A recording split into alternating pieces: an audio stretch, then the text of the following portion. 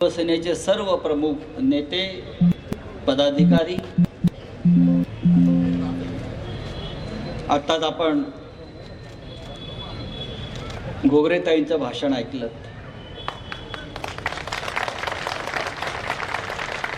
त्यांच्या गावात मी गेलो होतो मागच्या 15 दिवसापूर्वी, त्यांच्या घरी जाऊन आलो। संघर्ष आणि लढा या भागामध्ये दहशतवादाविरुद्ध, गुंडगिरी विरुद्ध, झुंडशाही विरुद्ध कसा करायला हवा याचं आदर्श म्हणजे आपल्या घोगरेताई आहे। संपूर्ण महाराष्ट्रामध्ये अशा प्रकारचा संघर्ष शिवसेना करते आहे। खरं म्हणजे शिवसेनेच्या वाट्याला कायम संघर्ष झाला। शिवसेनेच्या स्थापनेपासून संघर्ष आला आणि हा संघर्ष करत करत शिवसेना इथपर्यंत पोहोचलेली आहे। हा संघर्ष करत असताना अनेक जण आले सोबत, अनेक जण गेले, सोडून गेले, पळून गेले, लपून गेले, बिळात लपले। पण कधी बाळासाहेब ठाकरेंच्या नेतृत्वाखाली आणि आता उद्धव ठाकरे साहेबांच्या नेतृत्वाखाली ही शिवसेना आजही तेजाने तळपताना तुम्हाला दिसते आहे।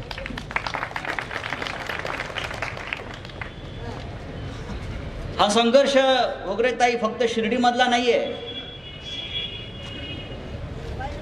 हा संघर्ष मुंबईत आहे गुंडगिरी विरुद्ध, हा संघर्ष ठाण्यात आहे, हा संघर्ष पुण्यात आहे, हा संघर्ष संपूर्ण नगर जिल्ह्यात आहे। गेल्या 2 वर्षामध्ये हे महाराष्ट्र राज्य, हे आपलं मराठी माणसाचं राज्य, हे गुंडा राज झालेलं आहे, गुंडांचं राज्य झालेलं आहे। आणि मला असं वाटतं जेव्हा गुंडांचं राज्य निर्माण होतं अशा प्रकारे, तेव्हा छत्रपती शिवाजी महाराजांनी स्थापन केलेला हा महाराष्ट्र हे राज्य, ज्या राज्याला हिंदुहृदय सम्राट बाळासाहेब ठाकरे यांनी एक प्रतिष्ठा आणि ओळख प्राप्त करून दिली या देशामध्ये, ते राज्य लयात जाताना दिसतं। आणि म्हणून या गुंडगिरी विरुद्ध, या झुंड विरुद्ध माननीय उद्धव ठाकरे साहेब उभे आहेत। हे राज्य आपण निवडून दिलं असं लोक म्हणतात, मग दिल्लीचा असेल किंवा महाराष्ट्राचा असेल, पण राज्य आपण निवडून दिलेलं नाही, तर हे राज्य ईव्हीएम मशीनने निवडून दिलं आहे, लोकांनी निवडून दिलेलं नाहीये। ज्या दिवशी मोदी निवडणुका मतपत्रिकेवर घेतील, बॅलेट पेपरवर, त्या दिवशी ग्रामपंचायत निवडणूक जिंकण्याच्या लायकीचं सुद्धा भारतीय जनता पक्ष राहणार नाही, लक्षात घ्या। आमचं मोदींना कायम आव्हान आहे, या देशातली फक्त एक निवडणूक कुठली तरी बॅलेट पेपरवरती घ्या, मतपत्रिकेवरती घ्या आणि ती जिंकून दाखवा, मग आम्ही मानू की या देशामध्ये लोकशाही आहे म्हणून। महाराष्ट्रामध्ये गेल्या काही वर्षामध्ये, गेल्या 1.5-2 वर्षामध्ये मी सतत बातम्या वाचतोय, 19 लाख ईव्हीएम मशीन या चोरीला गेलेल्या आहेत। कुठे गेल्या, कोणी नेल्या, का नेल्या, शिर्डीवाल्यांनी चोरल्या आहेत का बघा जरा, ते करू शकतात काही। मागे एकदा मोदींना एका पत्रकाराने विचारलं की आपण लोकांना मूर्ख बनवून पंतप्रधान झालात मोदीजी, परदेशामध्ये विचार, आपण लोकांना मूर्ख बनवून पंतप्रधान झालात। यावर मोदी हसत हसत म्हणाले, मैंने किसी को बेवकूफ नहीं बनाया, मैंने किसी को मूर्ख नहीं बनाया, हमारे देश की जनता मूर्ख है इसलिए मुझे प्रधानमंत्री बनाया। आता आपण 2दा मूर्ख बनलो, 3ऱ्यांदा मूर्ख बनायचं नाही, हे लक्षात घेतलं पाहिजे। मूर्ख म्हणजे किती मूर्ख बना। राम मंदिर झालं, आनंद आहे, शिवसेना नसती तर राम मंदिर उभं राहिलं असतं का सांगा? अरे सगळे शिवसैनिक त्यावेळी अयोध्येत पोहोचले, बाकी सगळे पळून गेले होते. उद्धवजी ऐका, सगळे पळून गेले आणि तिथे प्रत्यक्ष हजर होता तो शिवसैनिक हजर होता शेवटपर्यंत. आणि त्यानंतर बाळासाहेब ठाकरेंनी सांगितलं, जेव्हा हे पळपुटे पळून गेले, हे कृत्य आम्ही केलं नाही, आम्ही केलं नाही, तेव्हा हिंदू हृदय सम्राट बाळासाहेब ठाकरे कडाडले, अरे होय, मला त्या शिवसैनिकांचा अभिमान आहे, गर्व आहे, ज्यांनी महाराष्ट्राला नव्हे तर देशाला लागलेला हा कलंक कायमचा उद्ध्वस्त करून टाकला. मला त्यांचा अभिमान आहे. आम्ही पळून नाही गेलो. आणि आता हे मोठे चालले आहेत उद्घाटन करायला. प्राणप्रतिष्ठा, या देशातला प्राण तुम्ही कंठाशी आणलेला आहे, ते पहा. या भागामध्ये ताई मी असं ऐकलं की राम मंदिराच्या निमित्तानं इथे साखर आणि डाळ वाटली. राम मंदिर, साखर, डाळ किती किलो? म्हणजे घरी तुम्ही लाडू वळत बसा, लोकांनी परत पाठवलं. गेली भारतीय जनता पक्षामध्ये नांदेडची. अशोक चव्हाण बिचारे आज गेले आपल्यातून. कसे गेले अचानक, काय झालं काही कळायला मार्ग नाही. पण असं कळलं की आदर्शच्या तिरडीवर बांधून त्यांना घेऊन गेले, त्यांची राजकीय यात्रा काढली. मोदी म्हणतात ना, घराणेशाही, घराणेशाही, यांची घराणेशाही, त्यांची घराणेशाही. मग अशोक चव्हाणांची घराणेशाही तुम्ही कशी स्वीकारता? शंकरराव चव्हाण इतके वर्ष, अशोकराव चव्हाण, त्यांची पत्नी, त्यांची आता मुलगी उभी राहते, ही कसली घराणेशाही? या जिल्ह्यात तरी काय चाललंय? या जिल्ह्यात तरी काय चाललंय? मी पद्मश्रींविषयी बोलणार नाही. त्याने या राज्यात, या देशामध्ये सहकार्याची जी मुहूर्तमेढ केली, मला त्यांच्याविषयी काही म्हणायचं नाही. तरी फार मोठं काम या राज्यात आणि देशात करून ठेवलेलं आहे. पण सध्या जी घराणेशाही चाललेली आहे, त्या घराणेशाहीविषयी मोदींना माहीत आहे का? नसेल तर आम्ही त्यांना ती माहिती द्यायला तयार आहोत. मला मगाशी कोणीतरी कागद वाचला, मला काल कोणीतरी पाठवला, उद्धव साहेब फार इंटरेस्टिंग, आपण दिला.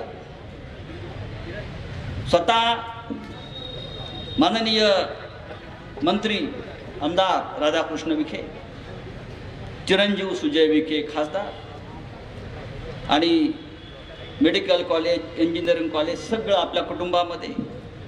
जिल्हा परिषदेत बहुमत असेल तर पत्नीलाच अध्यक्षपद. मुलगी सुष्मिता विखेच्या नावावर गंगापूर साखर कारखाना आता घेतलेला आहे. दुसऱ्या मुलीसाठी राहुरी कारखाना घेण्याचा प्रयत्न सुरू आहे. सन्माननीय मेवणे यांचे पाहुणे,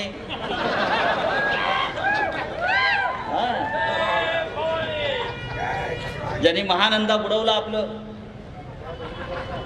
राजेश परजणे यांना महानंदाचं अध्यक्षपद दिलं. दुग्ध विकास मंत्री असल्याने स्वतःच्या मेवण्याला महानंदाचं अध्यक्षपद दिलेलं आहे. भाऊ मेडिकल कॉलेज पाहतायत. केंद्र सरकारने मेडिकल कॉलेज मंजूर करूनही सरकारी मेडिकल कॉलेजसाठी जागा आपल्याला मिळू देत नाहीत. सरकारी मिळू देत नाही, यांचा धंदा बंद होईल ना, मिळू देत नाहीत. आता ही जी घराणेशाही आहे, त्या घराणेशाहीच्या भ्रष्टाचाराची काही प्रकरणं आपण पहा. सध्या जो महाराष्ट्रात तलाठी भरती घोटाळा गाजतोय, तो या राज्याच्या महसूल मंत्र्यांच्या खतारीमध्ये, बरोबर ना ताई? महसूल तलाठी वरून जे आपण या राज्यातल्या तरुणांसाठी अनेकदा संघर्ष करताय, युवासेना, तलाठी भरती घोटाळा हा देशातला सगळ्यात भयंकर घोटाळा आहे आणि त्याची ईडी चौकशी व्हायला पाहिजे असं माझं म्हणणं आहे. या तलाठी भरतीमध्ये या घराणेशाहीने इकडल्या प्रत्येक उमेदवाराकडून 30 लाख रुपये घेतल्याचा आरोप मी करत नाही, तर आमदार रोहित पवार यांनी पुराव्यासह केलेला आहे. कोट्यावधी रुपये या तलाठी भरती घोटाळ्यामध्ये या लोकांनी गोळा केलेले आहेत अख्ख्या महाराष्ट्रातून, आणि हजारो तरुणांचं आयुष्य त्यांनी रस्त्यावर उकिरड्यावर आणलेलं आहे. प्रवरा साखर कारखाना 191 कोटीचा घोटाळा केला. प्रवरा सहकारी साखर कारखान्याला 885 कोटी रुपये कर्ज आणि इतर देणी असताना सुद्धा 3 वर्षाच्या ऑडिटमध्ये खोटी आकडेमोड करून कारखान्याला फायदा असल्याचं या लोकांनी दाखवलेलं आहे. कुठे ईडी, कुठे CBI आहे? गृहमंत्री फडणवीस, आपण ऐकताय ना हे? आपण फार कर्तव्यदक्ष गृहमंत्री आहात. विरोधकांच्या मागे लागताय, विरोधकांच्या लहान लहान खटले तुम्ही जुने उकरून काढताय, खोटे गुन्हे दाखल करताय. गणेश सहकारी साखर कारखान्यामध्ये या इकडल्या घराणेशाहीने 112 कोटी रुपयेचा साखरेचा काळा बाजार केला. आज मला वाटतं गणेश त्यांच्या हातून आपण सगळ्यांनी काढून हिसकावून घेतलेला आहे. आपल्या सगळ्यांचं मोठं योगदान आहे त्याच्यामध्ये. त्याच्यानंतर हे आजच आपण पाहिलं असेल की शिर्डी संस्थांच्या कामगार जे आहेत, विठ्ठल पवार, 598 कामगारांना 598 कामगारांच्या नोकऱ्या या लोकांनी घालवलेल्या आहेत. आणि सगळ्यात महत्त्वाचा विषय उद्धवजी, आणि मी जनतेला सांगू इच्छितो की आमच्या मागे ईडी लावता, आमच्या मागे पोलीस लावता. दहशतवादाला अर्थपुरवठा करणारा डॉक्टर झाकीर नाईक जो आहे देशातून पळून गेलेला आहे, ज्याचे दाऊद इब्राहिमशी संबंध आहेत, ज्याचे अंडरवर्ल्डशी संबंध आहेत, ज्याचे पाकिस्तानचा ISI संबंध आहेत, त्या झाकीर नाईककडून या विखे पाटलांच्या ट्रस्टला 5 कोटी रुपये मिळालेले आहेत. हे रेकॉर्ड आहे. हा विषय मी वारंवार काढतोय. हा विषय मी अमित शहाना लिहून दिलेला आहे. हा विषय मी देवेंद्र फडणवीसना सांगितला आहे. 5 कोटी रुपये ह्याच्यावरती विखे पाटलांचं एक स्पष्टीकरण आलंय, आणि हाच पुरावा आहे की झाकीर नाईककडून पैसे घेतल्याचा. विखे पाटील काय म्हणतात, राधाकृष्ण मला 5 कोटी नाही मिळाले, मला 2.5 कोटीच मिळाले. यापेक्षा ईडीला पुरावा कोणता असेल की गुन्हेगारी स्वरूपाचा दहशतवादी मार्गाने मिळालेला पैसा यांच्या ट्रस्टमध्ये आला, आणि अजूनही हे महाशय आणि त्यांचं कुटुंब मोकळं आहे. पण आता ते जरी मोकळं राहिलं असलं तरी उद्याच्या निवडणुकामध्ये हे मोकळं राहणार नाही याची आपण काळजी घ्यायला पाहिजे, आणि त्यांना या जिल्ह्यातून कायमचं मोकळं केलं पाहिजे. आणि त्यासाठीच ही संवाद यात्रा माननीय उद्धवजींनी इथे सुरू केलेली आहे आणि माननीय उद्धवजीपर्यंत पोहोचलेले आहे. आम्ही इथे आलो आणि कालच एक बातमी पाहिली. काय, शिर्डी संस्थांच्या मजूर सोसायटीमध्ये यांचा दारुण पराभव झाला. 17-0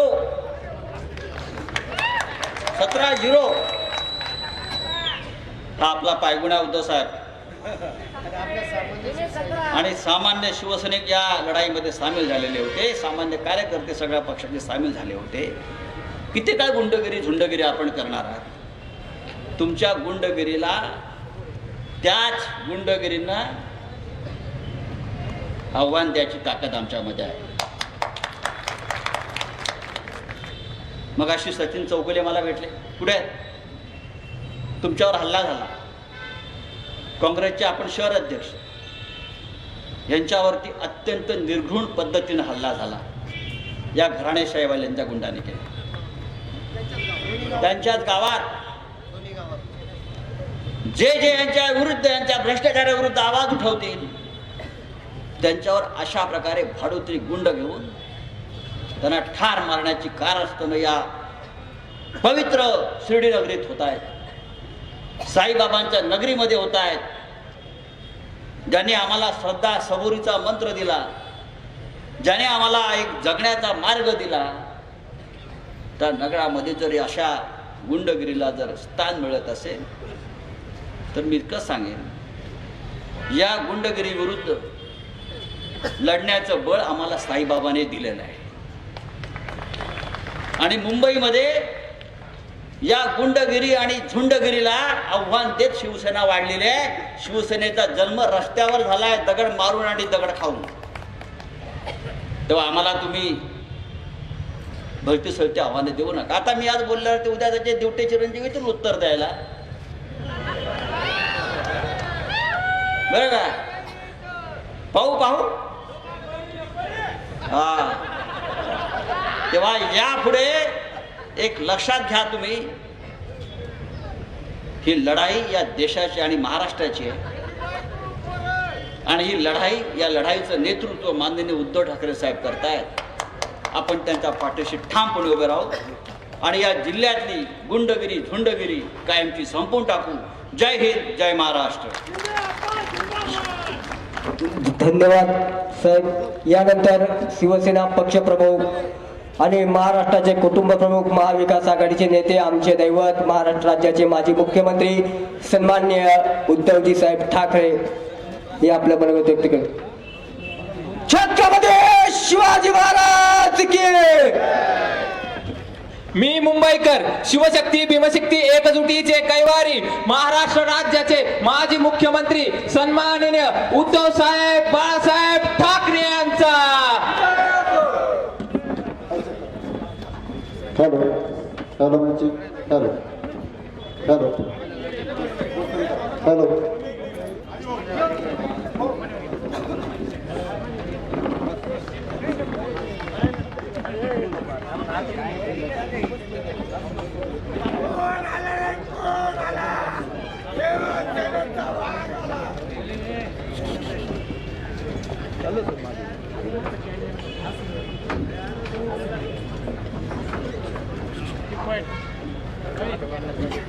जमलेल्या माझ्या कुटुंबातील बांधवांनो, भगिनींनो आणि मातांनो,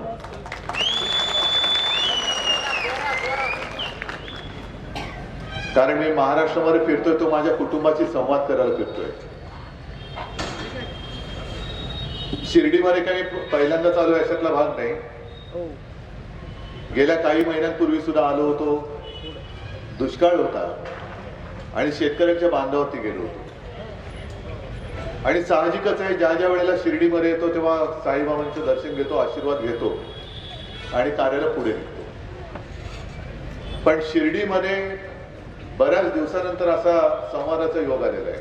जाहीर सभा होतात, या पुढे सुद्धा होतील. पण मला आज धक्का बसला की शिर्डीमध्ये किती जुलूम, जबरदस्ती, गुंडाशाही वाढली आहे. आणि खरं तसं जर बघायला गेलं तरी गुंडागर्दी सरकारने संपवायला पाहिजे.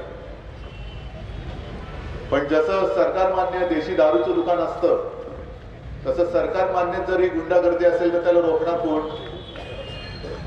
आज ताई उभ्या आहेत.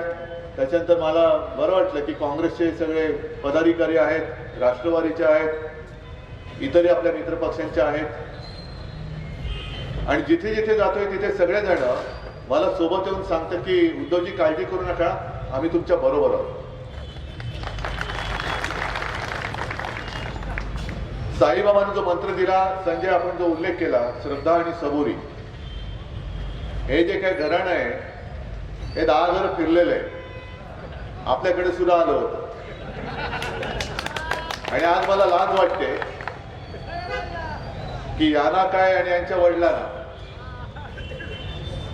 शिवसेना प्रमुखांनी पहिल्या प्रथम आयुष्यात मंत्री केलं, पण तेही ते विसरले. मग इकडे तिकडे तिकडे तिकडे सगळे खास काळग्यांमधनं चालले. जिकडे सत्ता तिकडे आम्ही. पण आता कुठे जाणार? कारण भारतीय जनता पक्ष हे त्यांचं आयुष्यातलं राजकारणातलं शेवटचं ठिकाण, कारण पुढची सत्ता आमच्याकडे येणार आहे. आता काँग्रेसवाल्यांनी विचारतोय, परत आले तर तुम्ही घेणार का रे बाबा? का होतं का होतं? राष्ट्रवादीवाले असेल त्यांना विचारतोय, घेणार का हो? मी तर घेणारच नाहीये, अजिबात घेणार नाही. आणि घेणार तर नाहीच, पण तुमच्या आशीर्वादाने सरकार आल्यानंतर यांच्या सगळ्या भ्रष्टाचाराची चौकशीच लावणार आहे. करून काय तुम्हाला जे काय आज लुटमार करताय ते तुम्हाला वाटत असेल की तुम्हाला आता कोणी विचारणार नाही, पण असं नसतं. दिवस सगळे सारखे नसतात, दिवस हे बदलत असतात. आज तुम्हाला वाटते की तुमचे दिवस आहेत, पण उद्याचा दिवस हा आमचा आहे. उद्याचा दिवस हा आमचा आहे. आणि गुंडागर्दी जी आहे ती आता भारतीय जनता पक्षाचे आमदार सुद्धा करायला लागले. एक 15 दिवसापूर्वी कल्याणमध्ये भाजपच्या आमदाराने गणपत गायकवाड यांनी पोलीस स्टेशनमध्ये गोळीबार केला. काय फडणवीस काय त्यांचं काही प्रतिक्रिया आले? जर कदाचित चुकून एखादं माझ्या शिवसैनिकांनी कोणाला शिवी दिली किंवा कोणाच्या कानफटत मारली तर किती झिंजा उत्तर फिरतात स्वतःच्या. पण स्वतःच्याच पक्षाचा आमदार भर पोलीस स्टेशन मध्ये गोळ्या घालतोय कोणाला तरी. आणि एवढंच नाहीये तर तो बेधडकपणाने सांगतोय की जोपर्यंत या मिंध्याकडे सरकारचा कारभार आहे तोपर्यंत महाराष्ट्रामध्ये गुंडांची पैदास होईल. हे भाजपच्या आमदाराचं वक्तव्य आहे. गृहमंत्री आहात कुठे तुम्ही? गृहमंत्र्याचं काम काय असतं? गुंडा गर्दी करणाऱ्यांना जरब बसवण्याचं. पण हे आपल्या राज्याचे निर्डावलेले गृहमंत्री आणि वरचे देशाचे गृहमंत्री यांना गृहमंत्र्याचा अर्थच कळला नाही, त्या शब्दाचा अर्थच नाही कळला. त्यांना असं वाटतं की गृहमंत्री म्हणजे दुसऱ्याची घरं फोडणारा मंत्री. अहो तुम्ही घरफोडे मंत्री नाहीये. नाहीतर गृहमंत्र्याच्या ऐवजी अमित शहा आणि देवेंद्र फडणवीसांनी गृह शब्द बदलून घरफोडे मंत्री असा शब्द घ्या, ते तरी चांगलं असतं. पण यांच्याकडनं काहीच होत नाही. पण मोठमोठे सगळे पक्ष फोडतायत. शिवसेना फोडला, राष्ट्रवादी फोडला, आज काँग्रेस फोडला, तिकडे नितीश कुमारला फोडला. हे घरफोडे मंत्री जे आहेत त्यांना मी सांगू इच्छितोय की तुम्हाला जर काय असं वाटत असेल की इतरांचे पक्ष फोडले तर हे लढणारच नाही. आज जसं अशोकराव आपल्यातनं गेले, काल परवापर्यंत बरे होते, म्हणजे जागा वाटपाच्या बोलणी करायला यायची, असे जातील असं वाटलंच नव्हतं आपल्याला. पण आज तिकडे गेले, भाजपवासी झाले. मी मगाशच्या सभेमध्ये बोललो तेच आज पुन्हा सांगतोय. पहिल्या प्रथम संसदेमध्ये, कारण मी संसदेत कधी गेलेलो नाही, संजय राऊत आणि इथले काही जण गेले असतील ते सांगतील की एवढ्या वर्षांच्या इतिहासात संसदेमध्ये पंतप्रधानांनी स्वतःच्या पक्षाचा प्रचार करणारं भाषण हे पहिल्या प्रथम झालं असेल. आणि काय म्हणाले? अबकी बार 400 पार. मग 400 पार होणार असाल तर तुम्हाला तुमच्या पक्षावरती काय भरोसा नाही? तुमच्याकडे कोणी नेते नाहीत, कार्यकर्ते नाहीत? तुम्हाला इतर पक्षातले नेते घ्यावे लागत आहेत. शिवसेना फोडावी लागते, राष्ट्रवादी फोडावी लागते, काँग्रेस फोडावी लागते, नितीशला फोडावं लागतंय. इथेच तुम्ही हारल्याचं तुमची मानसिकता कळते आम्हाला. तुम्ही हारलेले आहात. आणि आज अशोकराव जे बोलले की नरेंद्र मोदींचं स्वप्न पूर्ण करायला चाललेलं आहे. म्हणजे गंमत आहे, नेहमी आपण काय ऐकतो की नरेंद्र मोदी फक्त 3 तास झोपतात. मग 3 तासाचे झोपे त्यांना स्वप्न कधी पडतं ते अशोकरावना कसं कळतं? आणि 3 तासाच्या झोपेतलं स्वप्न 10 वर्षात पूर्ण नाही झालं. आणि भारतीय जनता पक्षाला खात्री पटले की प्रधानमंत्र्यांचं स्वप्न भारतीय जनता पक्ष पूर्ण नाही करू शकत, दुसऱ्यातली माणसं घ्यावी लागतात. किती तुम्ही सगळे वागा. मी मुद्दामून तुमच्याकडे जे आलोय ते एवढ्यासाठी की राजकीय भाषण मी करेनच, सभा घेईन तेव्हा मी आणखीन जोरात बोलेन. पण आज तुम्हाला निवडणुकीचं काम करा म्हणून जे काही नेहमी सांगितलं की चला निवडणुकीच्या कामाला लागा, म्हणजे काय करणार नेमकं? आता त्यांच्या ज्या काही गोष्टी चालल्या सगळा पैसा तुमचा आहे, करदात्यांचा पैसा आहे. आणि त्या करदात्यांच्या पैशातून मोठमोठ्या जाहिराती करतायत. म्हणजे महाराष्ट्रामध्ये तर मला असं कळलं की छोटा जरी कार्यक्रम असला तरी प्रधानमंत्र्यांचा फोटो छापण्याची जबरदस्ती केली जाते. असं एक अलिखित कायदा त्यांनी केलेला आहे. आणि हे सगळे मंत्री आहेत, हे माझ्या कानावर आले की ज्या जाहिरात एजन्सीच्या मार्फत जाहिराती केल्या जातात त्या एजन्सीकडनं हे कमिशन खात आहेत. म्हणजे जाऊ तिकडे खाऊ हा यांचा नारा आहे. बरं एवढं करून तुम्ही कोणाला घेतात? जी शिवसेना तुमच्या सोबत होती, हिंदुत्ववादी म्हणून शिवसेना तुमच्या सोबत होती, ती शिवसेना तुम्हाला नकोय. त्या शिवसेनेला तुम्ही संपवायला निघाला. आणि संपवायला कसे निघालात? एक तर मैदानात उतरण्याची हिंमत नाही, या ना आपले सामने या, मी येतो मैदानात, तुम्ही या मैदानामध्ये, होऊन जाऊ द्या, सगळ्यांच्या साक्षीने सामना होऊ जाऊ द्या, माझी तयारी आहे. पण सरकारी यंत्रणा तुम्ही तुमच्या घरगड्यांसारख्या वापरताय. ईडी, इन्कम टॅक्स, सीबीआय सगळे माझ्या साध्या शिवसैनिकाच्या घरामध्ये घुसवताय. मग घुसवा ना या. आता आणि संजय राऊत तुम्ही जो काय एक पाडा वाचला, घुसवा तुमच्या मंत्र्याच्या घरात, काढा सगळे त्याचे कुलंगडी बाहेर. पण तसं नाही करणार.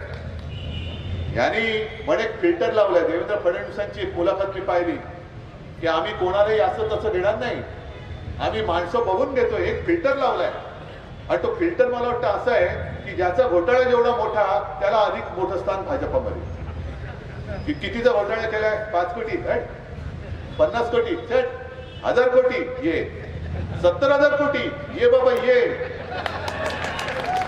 100,000 कोटी, 1000 आणखी किती कोटी, ये बाबा ये. भाई आपका सर्दी आहे, हा जुकाम आहे, हा ते आहे ना, हा बाबा हा, तसं ये बाबा ये. तुला मंत्री करतो, मुख्यमंत्री करतो, उपमुख्यमंत्री करतो. आणि ईडी, इन्कम टॅक्स, सीबीआय वाले हे तुझ्या घरी झाडू मारायला येतील. जसे मध्ये काही मंत्र्यांचे आणि फोटो आले होते ना, मंदिरामध्ये झाडू मारतायत, सगळं चकाचक, लाद्या चकाचक, आणि झाडू मारतानाचा फोटो म्हणजे यांच्या पावलाने ती लादी खराब करतायत. तसं ईडी, इन्कम टॅक्स वाले हे यांच्या घरामध्ये जाऊन झाडू मारणार आणि घोटाळा मोठा कर, ये इकडे, तुला काही होणार नाही, ही मोदी गॅरंटी आहे, ही मोदी गॅरंटी. मग कशाला तुम्ही बोंबलत होतात भ्रष्टाचाराच्या विरुद्ध लढणार? काय झालं? बरोबर आहे ना रे? आवाज येतोय ना बरोबर? हा मग ठीक आहे, मग राहू दे, काय करू नको. मग कशाला बोंबलत होतात? आणि मला सहज एक जोक आठवला की एक मुलगा आपल्या वडिलांना सांगतो की बाबा आता मला शाळा, अभ्यास वगैरे काही जमत नाही म्हणे, हे लय भारी आहे, माझ्या काही डोक्यातच घुसत नाही. मग काय करणार? तर नाही, मी भाजपात जाणार, तिकीट घेणार आणि देशाची, तुला थांब जरा, देशाची पुढे काय जरा काय बोलू नकोस, पण तू जर भाजपात जाणार असशील तर सरळ भाजपात जाऊ नकोस, वेळ लागले तुला, सरळ भाजपात गेलं तर काय किंमत नाही म्हणे. मग काय करू? तू पहिला दुसऱ्या पक्षात जा, तिकडे काहीतरी काम कर, काम नाही तर काहीतरी घोटाळा कर, भ्रष्टाचार कर, मग ते भाजपवाले तुझ्याकडे येतील, तुला पैसे देतील आणि तुला पक्षात घेऊन मंत्री करतील. आणि सरळ जर का भाजपात गेलास तर म्हणे बाकीच्यांच्या सतरंजा तुला उचलायला लावतील. त्याच्यापेक्षा तू दुसऱ्या पक्षात जा, घोटाळा कर, भाजपवाले तुझ्या घरी येऊन पैसे देऊन तुला पक्षात घेतील आणि जे बिचारे कार्यकर्ते आहेत त्यांच्या डोक्यावरती बसवतील. आज भारतीय जनता पक्षाच्या कट्टर कार्यकर्त्यांची तीच अवस्था झाली. मला सुद्धा काही लोक भेटत असतात, काही जणांचे फोन येतात, मेसेज येत आहेत की उद्धवजी तुम्ही करताय ते बरोबर आहे, आम्ही बोलू शकत नाही म्हणे. म्हणजे तुम्ही जे बोलताय गुंडागर्दी, त्यांच्या पक्षामध्येच एवढी दहशत आहे की कोणी नुसतं डोळे उघडायचे का बंद करायचे हे सुद्धा दिल्लीवरनं कळतं त्यांना, की उघड डोळे का उघडले, बंद कर डोळे का बंद करतात डोळे. म्हणजे जेवू का हे सुद्धा त्यांना दिल्लीत विचारावं लागतं. ही एवढी दहशत त्यांच्या पक्षामध्ये आहे. आणि आमच्याकडे म्हणजे काही नाही हो, सगळं बाजार बुणक्यांचा कारभार चाललेला आहे. आम्ही फक्त सतरंजा उचलण्यापुरतं राहिलेलो आहोत. आता सुद्धा अशोकराव तिकडे गेलेत असं मी ऐकलं, कदाचित त्यांना राज्यसभेवरती पाठवतील. आणखीन सगळे जे काय राज्यसभेवर पाठवणार ते बाहेरून आलेली माणसंच पाठवणार आहेत. मग त्या कार्यकर्त्यांनी करायचं काय? बरं, दुसरी गोष्ट अशी, 10 वर्ष तुम्ही तिकडे कारभार केला, अजूनही तुम्ही नेहरूच्या नावाने ठणाणा करतात. नेहरू नेहरू नेहरू, हे नेहरूनी केलं, ती चूक नेहरूनी केली, ती चूक नेहरूनी केली. ठीक आहे, केली असेल नेहरूनी चूक, पण नेहरू जाऊनच 60 वर्ष झाले, बरोबर ना? नेहरू जाऊन किती वर्ष झाली? 60 वर्ष झाली. आणि नेहरू किती वर्ष पंतप्रधान होते? 16 वर्ष. मग 16 वर्ष नेहरू पंतप्रधान होते तेव्हा त्यांनी काय केलं होतं, अगदी काय पाप केली असतील ती सुद्धा तुम्ही काढा. आणि मोदीजी तुम्ही आता 10 वर्षाचे झालात पंतप्रधान, तुमच्या आधी 6 वर्ष अटलजी होते, म्हणजे इकडेच 16 वर्ष झाली. त्याच्यानंतर जनता पक्षात तुम्ही घुसला होतात, ती 2-2.5 वर्ष झाली. VP सिंगना तुम्ही पाठिंबा दिला होता, ती वर्ष काढा. म्हणजे नेहरूनी जेवढा काळ पंतप्रधान म्हणून भोगला त्याच्यापेक्षा जास्त काळ तुम्ही स्वतः आणि तुमच्या पक्षाने केंद्रात सत्ताधारी म्हणून भोगलेला आहे. काढा ना तो आढावा घ्या. काय नेहरूनी काय केलं जरूर काढा. नेहरूने किती काय भाकरा नांदल केलं होतं, आणखीन काय कंपन्या केल्या असतील, पाप काय केली असतील ते सुद्धा काढा. आणि नेहरूने निर्माण केलेल्या कंपन्या तुम्ही विकल्या किती त्याचाही आढावा घ्या, त्याचाही आढावा घ्या, सगळ्यांचाच घ्या. मग 60 वर्षापूर्वीचा इतिहास आम्हाला सांगता, पण गेल्या 10 वर्षात तुम्ही नेमकं शेतकऱ्यासाठी काय केलं ते मला सांगा. मी ज्या वेळेला ग्रामीण भागात जातो, शेतकरी येतात, तिकडे सुद्धा काही शेतकरी आले असतील. 2014 साली यांनी शेतकऱ्यांना काय एक आश्वासन दिलं होतं की जो शेतकरी त्याचं जे पीक असेल, कोण कापूस असेल, सोयाबीन असेल, तूर डाळ असेल, कांदा असेल, काय असेल ते असेल, दर एकरी जो खर्च येतो त्याच्यामध्ये 50% आम्ही रक्कम अधिक त्याच्यामध्ये ऍड करू आणि ती जी काही रक्कम येईल तो हमीभाव धरून त्या शेतकऱ्याला आम्ही त्या पिकाचा हमीभाव देऊ. किती शेतकऱ्यांना हमीभाव मिळाले? अजिबात नाही. म्हणजे शेतकऱ्याला हमीभाव नाही मिळाला, नाही मिळाला ना. शेतकऱ्याला हमीभाव नाही मिळाला, गद्दाराला मिळाला की नाही? म्हणजे जो इकडे काबाड कष्ट करतो, नितीन गडकरी जे म्हणतात, जो प्रामाणिकपणाने काम करतो त्याला पक्षामध्ये सन्मान मिळत नाही, सतरंजा उचलावे लागतात.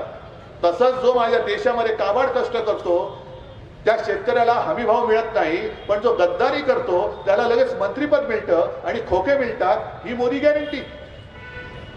हीच का ती मोदी गॅरंटी? आज महाराष्ट्रामधला शेतकरी आत्महत्या करतोय. 2 दिवसापूर्वी मराठवाड्यामध्ये अवकाळीचा फटका बसला, नांदेडमध्ये बसला. अशोकरावांनी तिकडे जायला पाहिजे होतं, देवेंद्र फडणवीसांनी शेतकऱ्याच्या बांधावर जायला पाहिजे होतं. मुख्यमंत्री स्वतःच्या शेतात रमलेत, 5 स्टार शेत आहे त्यांचं, अगदी हेलिकॉप्टर उतरतं. मी तर अशी साईबाबांना प्रार्थना करतो की देवा, या मुख्यमंत्र्यांचं जसं शेत आहे 5 स्टार, तसं शेत माझ्या गरीब शेतकऱ्याचं होऊ दे. मी तुम्हाला साकडं घालतोय. माझा गरीब शेतकरी सुद्धा त्या शेतातनं एवढी कमाई करू दे की जसे आमचे हे मुख्यमंत्री घटनाबाह्य स्वतःच्या शेतात हेलिकॉप्टरने जातात, तसा माझा शेतकरी बैलगाडीच्या ऐवजी घरातून हेलिकॉप्टरने त्याच्या शेतात जाऊ दे. ही असली शेती करणारी माणसं शेतकरी म्हणून विरोधात आणि आम्ही त्यांचं ऐकतो. आपण ऐकायचं? तिकडे त्या दिल्लीच्या सीमेवरती शेतकऱ्यांचे हजारोच्या लाखोच्या संख्येने एक मोठा मोर्चा चाललेला आहे दिल्लीमध्ये. मी सतत बघतोय, कालपासून आज पण बघतोय. पण स्वतःच्या हक्काच्या राजधानीमध्ये शेतकरी येतोय. शेतकऱ्यांनी यायचं नाही आणि शेतकऱ्यांनी येऊ नये म्हणून तिकडे निमलष्करी दल तैनात केलेले आहे. पोलीस आहेत, निमलष्करी दल आहेत, हजारो तिकडे पोलीस आहेत, जवान आहेत. अडथळे निर्माण केले आहेत, भिंती उभ्या केल्या आहेत, तारांचं कुंपण म्हणजे जसं सीमेवरती कुंपण घालतात तसं कुंपण घातलंय, खिळे आहेत. 2 भिंतींच्या मध्ये त्यांनी तो एक काय त्याला मसाला म्हणतात, म्हणजे जे काही डेब्रिज वगैरे असतं ते सगळं टाकून ठेवले की कोणी ओलांडून येता कामा नये. का एवढे का घाबरता शेतकऱ्यांना? तुम्ही मतं मागायला याच्याकडे जाता, मग शेतकरी येतोय, तुम्ही जाऊन भेटलं पाहिजे त्यांना. अमित शहा तुम्ही इतरांची घरं फोडण्यापेक्षा त्या शेतकरी त्याच्या घरासाठी येतोय, त्याच्या मागण्यांसाठी येतोय, त्याला जाऊन भेटत का नाही? ठेवा सगळे पोलीस बाजूला ठेवा आणि जा सामर्थ्यानं. हिंमत असेल 10 वर्षात तुम्ही एवढं काम केलं असाल तर पोलीस बंदोबस्ताशिवाय शेतकऱ्यांना जाऊन भेटण्याचं धाडस दाखवा. चला होऊन जाऊ दे. जो शेतकरी तिकडे जातोय हमीभावासाठी जातोय, कर्जमुक्तीसाठी जातोय. का तुम्ही करत नाही कर्जमुक्ती त्याची? मी मुख्यमंत्री झालो होतो, माझ्याकडे कोणी कर्जमुक्ती मागितली होती? नव्हती मागितली. पण मी केलेली कर्जमुक्ती शेतकऱ्यांना मिळाली होती की नाही हे सुद्धा उघडपणाने सांगा. मिळाली ना? मग हे जसं मी धाडसाने करतोय म्हणून मी या लोकांमध्ये हे सगळं बाजूला करून सुद्धा मध्ये जाऊन उभा राहू शकतो, कारण मी पाप केलेलं नाही. हा शेतकऱ्यांची मी आशीर्वाद घेऊन पुढे चाललेलो आहे. तुम्ही शेतकऱ्यांना दिल्लीत येऊ देत नाही म्हणजे तुमच्या मनामध्ये पाप आहे. तुम्ही शेतकऱ्यांवरती अश्रुधूर सोडताय, शेतकऱ्यांवरती लाठीमार करायला लावणार, गोळीबार करायला लावणार. बघू, एवढं काही सोपं नाहीये.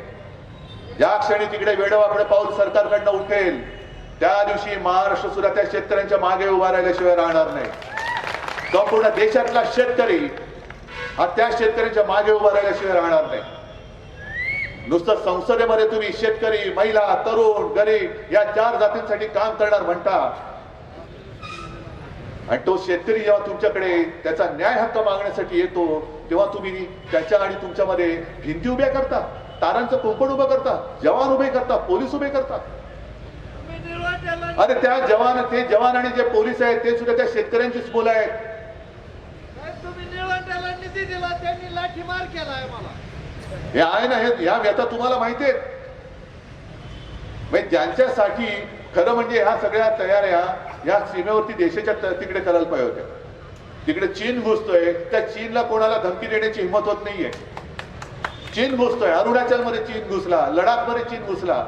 लडाखमध्ये चीन घुसल्यानंतर तिथल्या मेंढपाळाने त्या चीनी सैनिकांना परत पाठवलं, पण मोदी बुवा काहीच बोलायला तयार नाहीये, अमित शहा काहीच बोलायला तयार नाहीत, राजनाथ सिंग आहेत की नाही तेच कळत नाहीये, देशाला संरक्षण मंत्री आहेत की नाही, आहेत तर ते कोणापासून कोणाचं संरक्षण करतायत, घरफोडे मंत्री इतरांची घर फोडतायत, पण देशाचं जे घर आहे ते तुम्हाला सांभाळता येत नसेल तर अमित शहाजी तुम्ही राजीनामा द्या आणि दुसरा कोणतरी कर्तबगार तिकडे गृहमंत्री बसवा. मग आम्हाला सांगायचं की त्यावेळेला नेहरूंच्या ऐवजी सरदार वल्लभभाई पटेल पंतप्रधान झाले असते तर. मला असं वाटतं की खरंच सरदार वल्लभभाई पटेल हे देशाचे त्यावेळेला पंतप्रधान व्हायलाच पाहिजे होते, पण सरदार वल्लभभाई पटेलने RSS वरती बंदी घातली होती.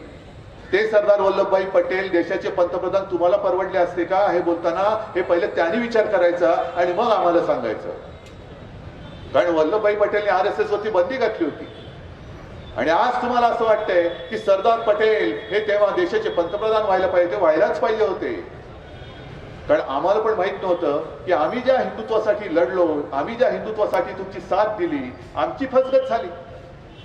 शिवसेनेच्या आयुष्यातली 25-30 वर्ष यांच्या हिंदुत्वाच्या बुरख्याखाली आम्ही फसले गेलो, म्हणून आमच्या आयुष्यातली 25-30 वर्ष सडली. आम्हाला माहित नव्हतं तुमचं हिंदुत्व हे ढोंग आहे. आणि आता ते जे सांगतायत आहेत ना, आता सुद्धा काँग्रेसची लोक माझ्या व्यासपीठावरती आहेत. काय गुन्हा केला त्यांनी, काय असं त्यांच्यामध्ये वेगळे? काँग्रेस मधला माणूसच ना हेमंत बिस्वा, आता ते मुख्यमंत्री आहेत, इकडे मिंदेला बसवलंय, तिकडे आणखीन कोणाला बसवलंय. अरे जर तुम्ही मला दिलेलं वचन हे पाळलं असतं तर तुम्हाला ही घरफोडी करण्याची वेळ नसती आली. काय मी मागत होतो तुमच्याकडे? मी माझ्या वडिलांना जे वचन दिलं की मी तुमचा शिवसैनिक, तुमचा एवढ्यासाठी म्हटलं कारण त्यांनी शिवसेनेला जन्म दिलेला आहे, जसा मला दिला तसं शिवसेनेला दिला. मी तुमचा शिवसैनिक मुख्यमंत्री करून दाखवेन आणि तो मी पुन्हा करून दाखवणारच. मी होईन असं नव्हतं म्हटलं, शिवसेनेचा मुख्यमंत्री शिवसैनिक करून दाखवेन. मग अमित शहा घरी आले. बरं आता मी पक्षप्रमुख नाही म्हणून म्हणताय, मग तेव्हा कशाला आलं होतं माझ्या घरी? का पाठिंबा मागितलं माझ्याकडे? मला फोन यायचे, अरे उद्धव जी कल मैं वो अर्जी भरना जा रहा हूं, आपको तो आना ही है. गेलो त्यांच्या तिकडे. मग उद्धव जी अरे कल तो मोदी जी वो फॉर्म भर रहे, आपको तो आना ही है. मग काय म्हणून तुम्ही मला बोलवलं होतं? काय म्हणून तुम्ही माझ्याबरोबर युती केली होती? बरं आता ज्या पद्धतीने तुम्ही शिवसेना चोरली, मला मुद्दामून मी मध्ये जो जनता न्यायालयाचा प्रयोग केला तो तुम्हाला कळण्यासाठी. ते जे काय सांगतात की शिवसेनेकडे घटनाच नाही, 99 सालानंतर शिवसेनेने घटनाच दिली नाही, शिवसेनेमध्ये पक्षप्रमुख पदच नाही. मी तुम्हाला सगळ्यांना दाखवलं, पाहिलं की नाही तुम्ही टीव्हीवर, कशी आपण निवडणूक घेतली, कसे ठराव झाले, हे सगळं त्यांना दिल्यानंतर, रोखोक पुरावा दिल्यानंतर सुद्धा अगदी ते निवडणूक आयुक्त का बैल कोण बसलेत त्यांचे, त्यांनी ती शिवसेना उचलून मिंद्याच्या पदरात टाकली. बरं निवडणूक आयोगाने जे आम्हाला सांगितलं होतं की तुम्ही तुमच्या पदाधिकाऱ्यांची शपथपत्र द्या, तुम्ही तुमचे सदस्य जे आहेत त्यांची सुद्धा एक ती अर्ज भरून द्या. तुमच्यापैकी अनेकांनी अर्ज भरले असतील. जवळपास 19.5 लाख अर्ज आणि शपथपत्र हे आपण निवडणूक आयोगाकडे पोहोचवलेली आहेत. 19.5 लाख, 19,40,000 आणि प्रतिज्ञापत्र सुद्धा 100 रुपयाच्या स्टॅम्प पेपरवरती दिलेली आहे. मग काय तुम्ही उशाशी घेऊन झोपलात? काय केलं? काय त्याची रद्दी म्हणून विकलीत तर ती सुद्धा विकून टाकून निवडणूक आयोग त्याच्यावरती चालवतोय. तुमचा चहा पाण्याचा खर्च काय माझ्या प्रतिज्ञापत्रावरती चालवतोय की काय तुम्ही? पण उघड उघड घोटाळे करतायत. त्या चंदीगडमध्ये सुद्धा स्वतः सुप्रीम कोर्टचे सरन्यायाधीश बोललेत की चंदीगडमध्ये जे काय घडलं, साधी महापौराची निवडणूक ती नाही जिंकतायत, त्याच्यात सुद्धा गडबड केली. आणि सरन्यायाधीश बोलले की इथं सरळ सरळ लोकशाहीची हत्या आहे. मग घोगरेताई तुम्ही काय म्हणताय? गुंडागर्दी, दडपशाही. देशामध्ये जर लोकशाहीची हत्या होत असेल आणि ती हत्या केंद्र सरकार करत असेल, त्यांचे सगळे चमचे करत असतील, तर मग सर्वसामान्य माणसांनी करायचं काय? पण त्यांना अजून माहिती नाहीये की सर्वसामान्य माणसाची ताकद काय असते. इंग्रज सुद्धा बलाढ्य होतेच, शस्त्र त्यांच्याकडे होतीच, पण सर्वसामान्य माणसांचे लोंढेच्या लोंढे जेव्हा त्या इंग्रजी सत्तेवरती आदळले तेव्हा इंग्रजांना सुद्धा पाय लावून पळायला लागलं होतं. निदान इंग्रजांना त्यांचा देश तरी होता. पण आज भाजपवाल्यांना सांगतो की तुम्ही याच देशात आहात, इकडेच राहायचंय आणि जनता जेव्हा तुमच्या अंगावर येईल तेव्हा तुम्ही पडणार कुठे ते भुयार पहिलं खणून ठेवा. हे पहिलं भुयार खणून ठेवा. आणि म्हणून निवडणूक आल्यानंतर पुन्हा मी येईन, नक्कीच येईन आणि विजयाच्या सभेला सुद्धा मी शिर्डीमध्ये येईन. पण तोपर्यंत कोणत्याही भूलथापाला बळी पडू नका, कारण त्यांच्याकडे पैसा अमाप आहे. पैशाचा वापर ते वेडावाकडा कसाही करतील. आता ही जी निवडणूक आहे, ही निवडणूक तिकडे धनशक्ती आणि माझ्यासोबत जनशक्ती ही अशी होणार आहे. आणि मला खात्री आहे, ज्या पद्धतीने माझ्या या संवाद दौऱ्यामध्ये लोक येत आहेत, जमतायत, बोलतायत, हे बघितल्यानंतर प्रधानमंत्री महाराष्ट्रात किती वेळा येऊ देत, त्यांनी किती थापा मारू देत, पण तुम्हाला या स्वाभिमानी महाराष्ट्रामधून, छत्रपती शिवाजी महाराजांच्या या महाराष्ट्रामधून तुम्ही भले 4 सुपार म्हणाल, पण तुमच्या महाराष्ट्रातून 4 सुद्धा जागा येणार नाही, ही खात्री मला आहे. आणि नक्कीच पुन्हा एकदा दिल्लीवरती छत्रपती शिवाजी महाराजांचा खरा खुरा भगवा आपल्याला फडकायचा आहे. आणि तो फडकवणारा इथला खासदार सुद्धा आपल्या शिवसेनेचा खरा खुरा भगवा घेणाराच असेल. बस, मला आता जास्त आणखीन काही बोलण्याची गरज नाही, कारण तुम्ही जागृत आहात. मी सगळीकडे फिरतोय, की लोक जागी आहेत की न बघायला फिरतोय, आणि तुम्ही सगळे जागे आहात. ज्या पद्धतीने तुम्ही मध्ये मध्ये जे काही शब्द मला सांगताय, आता मध्ये तुम्ही कुठचं फळ बोललात, टरबूज कोण बोलतंय, कोण काय बोलतंय, म्हणजे तुम्ही जागे आहात. झोपू नका, जागे राहा. आणि जे आपल्याला जीवन आपले असह्य करताय त्यांना असं झोपवा की पुन्हा ते उठणार नाहीत. करणार? ठीक आहे. मग तूर्त एवढंच बोलून मी आपली रजा घेतो. जय हिंद, जय महाराष्ट्र. हॅलो, धन्यवाद साहेब. जनसंवाद यात्रेच्या निमित्ताने यानंतर राष्ट्रगीत होईल. सर्वांनी उभं राहायचं.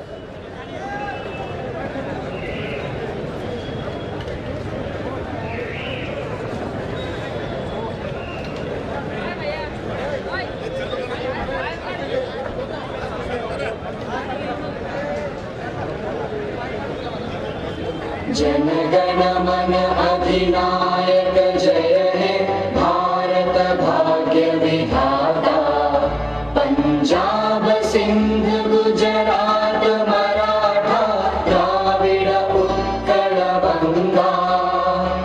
विंध्य हिमाचल यमुना गंगा उच्चल जलधि तरंगा. तव शुभ नामे जागे, तव शुभ आशीष मागे. गाहे तव जय गाथा, जनगण मंगलदायक जय हे भारत भाग्य विधाता. जय हे, जय हे, जय हे, जय जय जय जय हे.